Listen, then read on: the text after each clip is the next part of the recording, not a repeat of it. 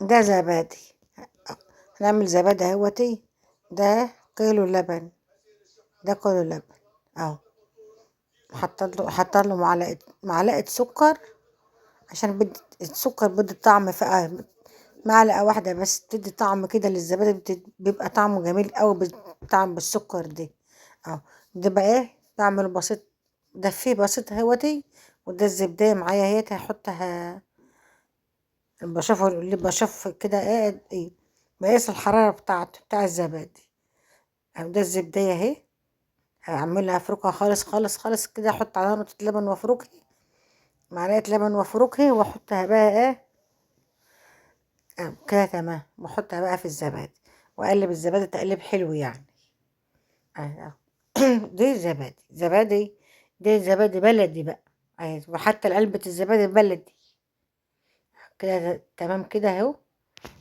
نقعد ندوب لما ايه مفيش يبان من الزبدة خلاص. وانا في عصاها اصلا في العلب. اه هنحطه بقى ندوب وبعدين ننزله بقى ايه نفرغه في الكبابي. ونحطه في الجهاز بقى. احنا عندنا الجهاز بتاع الزبادي. انا عاملاه قبل كده في رمضان. ده تاني مرة اعمله في رمضان يعني. اه. اه ما شاء الله اهوتي. خلاص كده بقى نفرغه في الكبابي اهو. نملى الكباب بقى هما الجهاز فيه 8 كوبايات. الكيلو بياخد بيملى ال8 كوبايات اهو. هنملاه. نملى ال8 كوبايات ونحطه بقى ونغطيهم ونحطهم في الجهاز بقى. تقريبا بياخد 3 ساعات.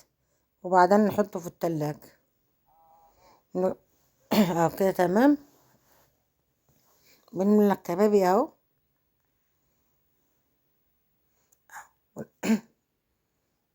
تمام كده.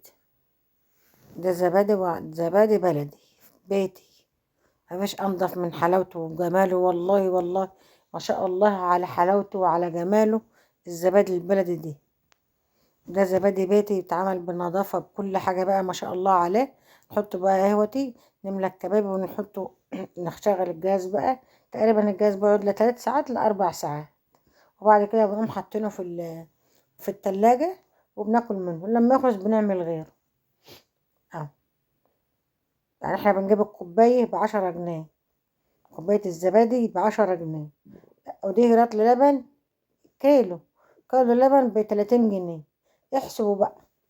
بيعمل 8 كبابي يعني توفير اهوت. ما فيش بعد كده. يعني بياخد. هو تكلفته 35 جنيه.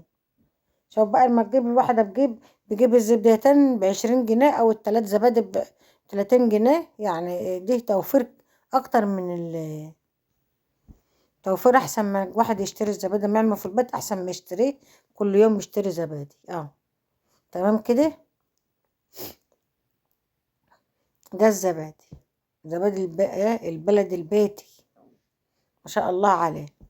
وما شاء الله على حلاوته وعلى طعمه ما شاء الله. خلاص كده دلوقتي اهوت انا مليت التمن كوبايات. احطهم اشغل الجهاز بقى واحطهم واسيبهم الجهاز شغال دلوقتي وهسيبهم لمدة تقريبا 3 ساعات او 4 ساعات. وبعد كده بحطه في التلاجة. اهو. في التلاجة دلوقتي بعد ما حطيته في التلاجة اهوت ما شاء الله اهو. ما شاء الله. ده الزبادي وحلاوته وجماله ومفيش بعد كده. والمعلقة السكر بتخليه طعمه تحفة. تحفة. جميل جمال مفيش بعد كده وحلاوته. والله بجد. ده الزبادي اهوت خلاص خلص كده بقى الاكل. تمام كده ونشوفكم في فيديو اخر ان شاء الله. ما تنسوش بقى تشتركوا في القناة وتفعلوا الجرس. باي باي.